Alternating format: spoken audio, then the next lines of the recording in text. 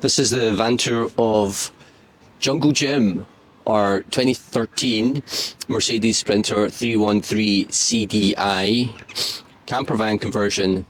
As you can see, he's got a bonnet brat on the front, and he's been painted in a matte grey. You got the gas outlet for the Truma 4E boiler, water, and the auto gas just there.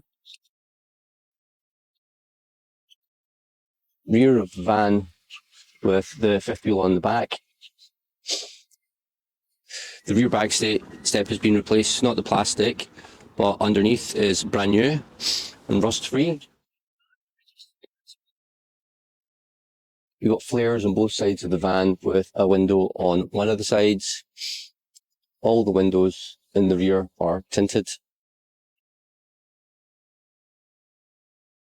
And it has a cyclonic snorkel. The two solar panels are up on the roof, 250 watts each by photogenic. Those ones can actually swivel, so you undo the screws and you can raise them up at an angle, and when you do that you end up getting a lot of sun streaming in to the system. Underneath we have dual leaf springs on the rear. As you can see, it keeps the suspension nice and high, so you won't have any problems loading the van up. Aftermarket wheels on it, Rebel rims, 17 inches. There's a small crack on the passenger side indicator, but it works. This rear view mirror, this wing mirror's got a crack in it as well. Somebody hit the van when I was in the parking lot. The tyres are getting close, so they're going to need to get changed. But I decided not to change that in case the next person wants to have road tyres and not off-road. Undercarriage, you can see 55 litre donut gas tank. Just behind that is around about a 50 litre water tank that's all connected up and insulated. You have a drain valve for the water tank, so you can clean it up and dewinterize it. On the driver's side, you have the wastewater tank with a release valve. Rear differential with a differential plate cover. Main axle or the prop. A little bit of just surface rust on the exhaust, but it all runs nice and smoothly. Of the van, we've got the N4 off-road skid plate to protect the engine bottom. Comes in very handy when you're doing some off-roading. Inside the engine bay, brake oil has been replenished and topped up. Completely new brake line oil in there. Completely new coolant flush has been put into the van as well. We've had a replacement O2 sensor, the green cable.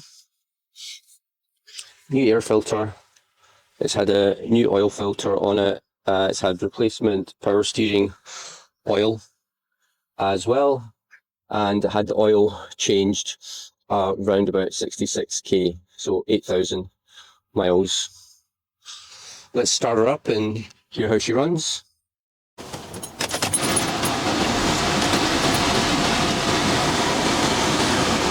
No warning lights on dash, but it does have a service tree light, as I've done all the services myself. I'm going to turn that off. And as you can see, engine runs nice and smoothly. Very little engine movement. The oil cap. No staining on the cap.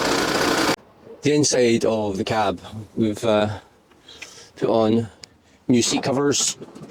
Off-Grid Odyssey was the name that we went for. Super comfy. These aren't real leather, these are like just a pleather, but they were designed with the nice white piping on it. This handle is broken off. It was actually broken when I got it and I haven't changed it. You can see the pedals, a little bit of wear, but generally very even. Nice clean interior on the back lining and the roof lining. That was all upgraded when I converted the van. Underneath the seats, this goes there. There's a bunch of stuff in there. Like there's some extra long jumper leads, there's an antenna, and also there is some camping seats as well for nice little picnics. This is the rear of the van. It's a fixed bed with a garage underneath. We wanted extra space. We wanted the garage, so that's why we did it this way. And you've got your electrical setup on the left. You've got your 500 watt solar PV array isolator, set to off at the moment. Your PPT Victron 100 to 50 solar charger with an isolation switch, 2 buzz bars. You got your main on-off switches at the back, USBs for beds, the 2 fans, the gas tank, the spots, the pump for the water, and the USB for the seats. Then got an AC isolation for the 6 plugs in the van, and the Sterling Power B2B battery charger, which will charge the leisure battery when you're driving, but it'll also charge it when you're stationary, and a main battery isolation. We've also got the Victor shunt and a secondary ignition protection switch just there. Then we've got the DIY battery, which you may or may not want to change over if you don't feel comfortable with it. And then we have the inverter, which isn't very easy to see, but it's a pure sine 3000 watt with a 6000 watt surge charge on it. Had no issues with that. And on the underside of the bed, we've got a nice new mat, never been used before. You got a 3-ton trolley jack, and then we have the water pump and the expansion vessel. Extendable ladder for you guys to keep. These are actual fabric panels on both sides of the van, so if you want to have a coffee in bed and you want to sit up, it's nice and comfortable for your actual bed. Fabric panels on both sides of the van, so if you want to have a coffee in bed and you want to sit up, it's nice and comfortable for your head. As you might be able to tell, it's about 160 centimetres. You can get an idea from the 2 pillows. So you've got the 2 pillows, and then you've got like loads of extra space. And as I said in the ad, I'm about 5'9" and it sleeps me comfortably, but you could probably get someone a little bit longer in here, but you just obviously be side sleeping, so if you're side sleeper, it'll probably work out well. You got 1 fan above the bed, which is good at night for cooling if you're in a hotter climate, and another fan at the front. These are both maxi fans, so they work really well, and they've got 2 controllers which work independently, or you can just point it at the whatever fan and it will come on. The other benefit about having 2 fans is that when you're cooking, if you don't want the door open, you can have the one at the front on extraction and the one at the rear coming in, and that works out quite well for getting rid of any smoke. It's also really good having the fan at the front and the bathroom and the shower at the front, because when you're steaming up the van, you just put the fan on extraction and it just whips all the steam from the shower straight out, so that works out really well.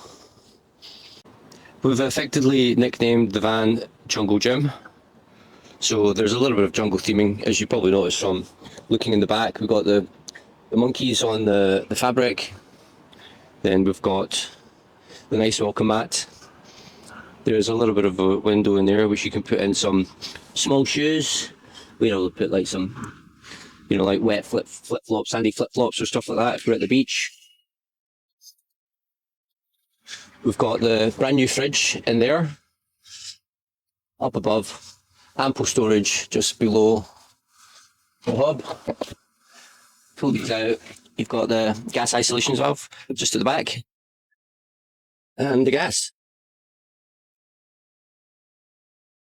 Both hubs work. The gas starter is connected to the inverter because it's AC. Loads of storage in the van up here. This obviously goes all the way to the driver's side. Pretty deep. Put like some extra blankets in there if you want. Lights all work. They're all touch lights.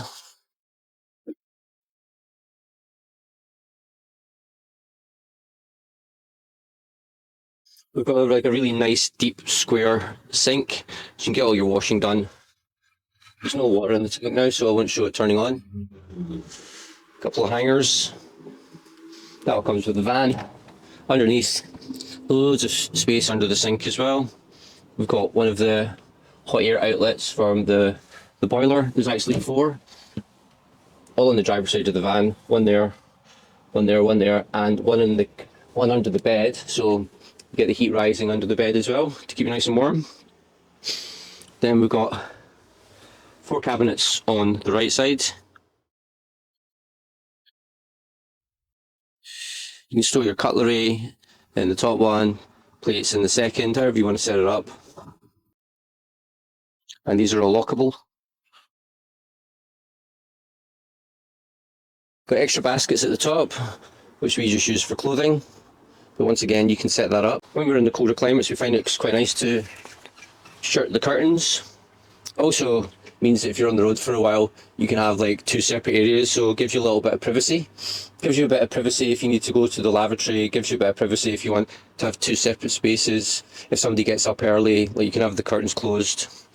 And yeah, it's just a nice wee additional way of breaking up the van's interior. We got a new memory foam mattress on the bed, new cover, brand new linen, new pillows, and a new blanket. So yeah, they're all good to go, never been slept in. We got the gas level, so it's full at the moment. We got the inverter, turn that on when you want to get AC. Victron battery charge, which actually works off an app on your phone as well. And then we have the water as well. And finally, we have the USB. Loads of extra cupboard space on this side. This is, they go 2 plastic containers deep. So really good. Can get loads of shopping in there, loads of food, which is nice. Then we have the Truma 4E boiler and air heater. Great little system. Keeps you nice and warm. Get hot water in about 20 minutes. If you've got a full tank, you can get 2 showers out of that quite comfortably if you keep them a reasonable length of time. The shower, obviously the loo is used, but we only did number 1s in that. Sorry for the too much information. Plastic paneling. It's got a really nice shower which you can use the button on the side of it to turn it on and off. The other benefit and the other reason why I put the shower here was on hot sunny days you can open the window and you can have an outdoor shower. There's an attachment that sticks on the side of the van. And then just behind here we've got a clothes hanger which pulls out. So if you want to attach some wet clothing, you can do that. Nothing too heavy, of course. You just pull the cover over and you're good to go. You can turn the fan on from the remote, or you can just turn it off and on from there. Works really well. You get a really good breeze off of it. You got the Truma temperature sensor and the control unit for putting the heating or the hot water on. So easy to use. Under seat storage on both sides. Once again, ample room on that side. This side there's just the 2-ton axle jack stands which are just in there at the moment. We actually used this as our cat litter, but that's all been cleaned up and tidied out and there's no smell or anything like that. So if you have a cat, this camper van could be great for you. You can see the cat access in the bottom there. That's the van with the table installed, so you can just flick it down and you can squeeze in and then you just pop these up. And nice little breakfast area and also a nice little place to work on the road.